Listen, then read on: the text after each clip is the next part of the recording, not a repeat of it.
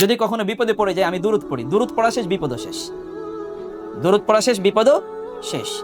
যেই ব্যক্তি যার কাছে তিনি এই দেনাটা দেবেন আগামীকাল তাকে দেয়া লাগবে, তিনি তার ওয়াইফের সাথে পরামর্শ করলেন। শোনো, কার সাথে পরামর্শ করলেন?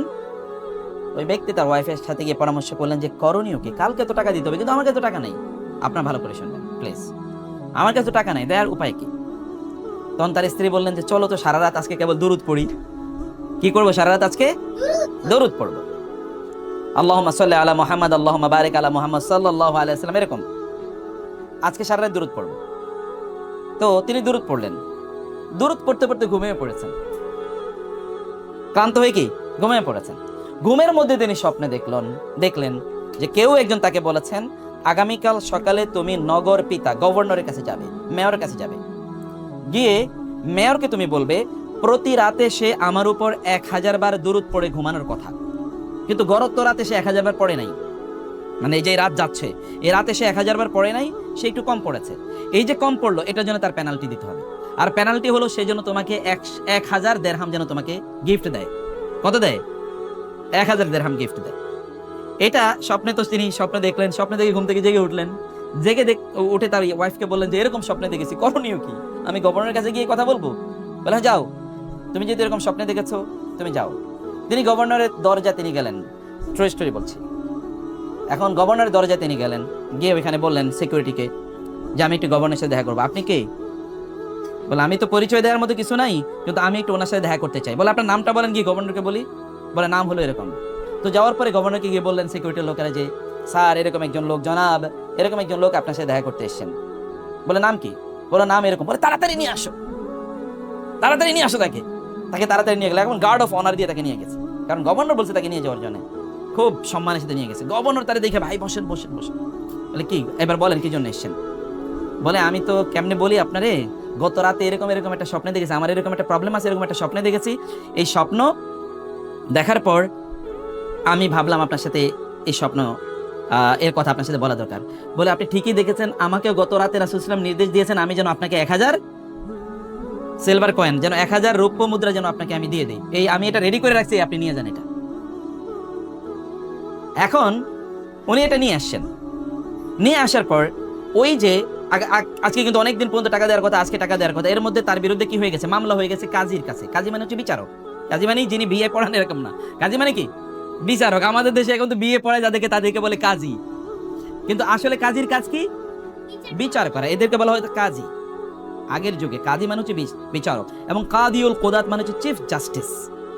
বিচারকের কাছে গেলেন, বিচারক ওই যে ওই পাওনাদার কিন্তু বিচারকের কাছে গেছেন, উনিও গেছেন বিচারকের কাছে। বিচারকের কাছে যাওয়ার পরে বিচারক তাকে দাঁড়িয়ে সালাম দিয়েছেন, আসেন একটু, আসসালামু আলাইকুম। বলে কি? বলে গত রাতে রাসূল সাল্লাল্লাহু আলাইহি ওয়াসাল্লাম আমাকে নির্দেশ প্রদান করেছেন আমি যেন আপনার 500 দিরহাম দেই, কারণ আপনি বিপদ থেকে যদি আপনি মাপ না পান, আপনার এরকম একটা দেনা আছে, এই দেনা পরিশোধ করার জন্য আমি যেন 500 দিরহাম দেই। আমি টাকা নিয়ে আসি আপনার দেওয়ার জন্য, আপনার পক্ষ থেকে আমি পরিশোধ করব। যেই লোক পাও না কথা, সেগুলো ঘটনা কি, এগুলো কি হচ্ছে? বিচারক টাকা দিচ্ছেন। বলে ভাই এরকম এরকম ঘটনা, আমি এরকম নির্দেশ পেয়েছি। তিনি বলেন আমি আমার টাকা চাই না, আমার টাকাটাও আমি মাফ করে দিলাম। কারণ দেওয়া ছিল কত? 500 দিরহাম, কিন্তু 500 দিরহাম তো মাপ পাইছে, কিন্তু এক্সট্রা পাইছে কত? আরো 1500 দিরহাম। রাসূলুল্লাহ সাল্লাল্লাহু আলাইহি ওয়াসাল্লামের উপর কেউ যদি দরুদ পড়ে হাদিসে এসেছে, তাইলে আল্লাহ সুবহানাহু ওয়া তাআলা তার জন্য দুটো জিনিস করে। Allah ensures two things for him or for her. আপনারা এটা করবেন, আমি ব্যক্তিগতভাবে এটা করি। যদি কখনো বিপদে পড়ে যায় আমি দুরূদ পড়ি, দুরূদ পড়া শেষ বিপদও শেষ, দুরূদ পড়া শেষ বিপদও শেষ। আপনার এক্সপেরিয়েন্স ইট, টেস্ট ইট, জীবনে পরীক্ষা করে দেখেন, পরীক্ষা করে দেখেন। হাদিসে এসে ইদান ইউগফারু যামবুক ওয়া ইউকফা ওয়া তুকফা হাম্মুক, তাইলে তোমার গুনাহ আল্লাহ মাফ করে দেবেন এবং তোমার বিপদ আল্লাহ তাআলা দূর করে দেবেন। যদি বেশি বেশি কি করো? দুরূদ পড়ো। বেশি বেশি দুরূদ পড়লে এমন একজন ব্যক্তি যার উপর দুরূদ পড়লেই বিপদ দূর হয়ে যায়, তাকে ফলো করলে কি হতে পারে চিন্তা করে দেখেন তো, তাকে অনুসরণ করলে কি হতে পারে। আবু হুরায়রা রাদিয়াল্লাহু তাআলা আনহু তিনি একবার আসলেন, তার কিছু খাবার আছে, অথেন্টিক ন্যারেশন। আবু হুরায়রা রাদিয়াল্লাহু তাআলা আনহু আসলেন এবং একটা ছোট্ট ব্যাগের মধ্যে কিছু খেজুর নিয়ে আসলেন। এসে তিনি রাসূল সাল্লাল্লাহু আলাইহি ওয়াসাল্লামকে বলেন ইয়া রাসূলুল্লাহ আমার এই খেজুরের জন্য একটু দোয়া করে দেন, আপনি খেজুরের মধ্যে কি একটু দোয়া করে দেন আপনি। রাসূল সাল্লাল্লাহু আলাইহি ওয়াসাল্লাম বললেন হে আল্লাহ তুমি তার খেজুরের মধ্যে বরকত দান করো, আল্লাহুম্মা বারিক ফি তুমুরিহি, হে আল্লাহ তার এই যে খেজুরের মধ্যে তুমি কি করো? বারাকা দান করো। তিনি দোয়া করলেন। এই দোয়া করার পর তিনি খেজুরের ব্যাগটা নিয়ে তিনি চলে গেলেন। এরপরে তিনি ব্যাগটা রেখে দিলেন। যখনই খাবারের সংকট হয় তখনই ওইখানে চোখ বন্ধ করে এখানে হাত দেন, হাত দেওয়ার পরে যা খেজুর সেগুলো তিনি খান, এগুলো ব্যবহার করেন, এরপর আবার ওইটা ভেবে রেখে দেন। তিনি বললেন এই ব্যাগটা আমি ব্যবহার করেছি 30 বছর। কত বছর? খেজুর কি 30 বছর ইয়ে থাকে নাকি? খেজুর নষ্ট হয়ে যাওয়ার কথা না?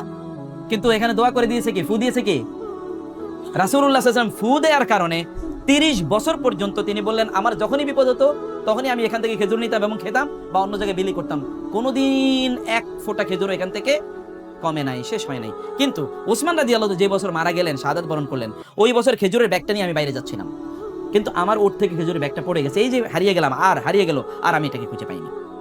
রাসূলুল্লাহ সাল্লাল্লাহু আলাইহি ওয়াসাল্লাম বনু মুস্তালিক যুদ্ধ থেকে তিনি ফিরে আসছিলেন, 1400 সাহাবী তার সাথে। অথবা আপনারা জানেন হুদায়বিয়া থেকে তিনি ফিরে যাচ্ছিলেন, 1400 প্রায় সাহাবী তার সাথে। এর মধ্যে তারা বললেন হঠাৎ করে তাদের রাতের বেলা তাদের পানি শেষ, এখন তাদেরকে গোসল করতে হবে, তাদেরকে ওযু করতে হবে, তাদেরকে পানি খেতে হবে এবং তাদেরকে কি পানি প্রিজার্ভ করতে হবে, কারণ তারা তো জার্নিতে আছে। আরব দেশে তো আর সব জায়গায় পানি পাওয়া যায় না, আরব দেশে পানি নাই, এটা হলো আরবদের নেচার। ওইখানে কোনো no navigational source of water, এমন কোনো সোর্স নাই যেখানে আপনি পানি পেয়ে যাবেন।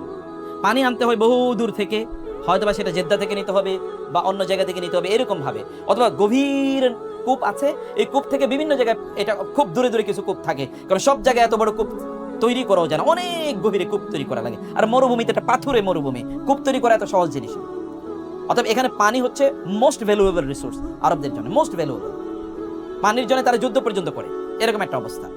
তো এই আরবে পানি নাই, পানি নিয়ে তাদেরকে চলতে হয়। সাহাবায়ে কেরামরা এসে বলেন ইয়া রাসূলুল্লাহ পানি তো নাই, করণীয় কি? তিনি বলেন এক ফোঁটাও নাই। বলে আছে, লোটার মধ্যে একটু আছে। বলে লোটাটা নিয়ে আসো। লোটার মধ্যে তিনি বলেন আমি হাত রাখলাম, তিনি আঙ্গুল চুবিয়ে দিলেন, এবার বলেন তোমরা পানি নাও। এবার 1400 লোক পানি নিল, নিয়ে তারা 1400 লোক গোসল করলো, 1400 লোক ওযু করলো, 1400 লোক পানি খাইলো এবং 1400 লোক পানি প্রিজার্ভ করে এগুলো রেখে দিল। পানি কতটুকু? মাত্র এতটুকু। 1400 লোক এতটুকু পানি কেমনে নেয়? তিনি যদি আঙ্গুল দেন, তাহলে যদি এত বরকত হয়, তাহলে তার জীবনটা কেমন বরকতময়, তার জীবনটা কেমন বারাকাপূর্ণ।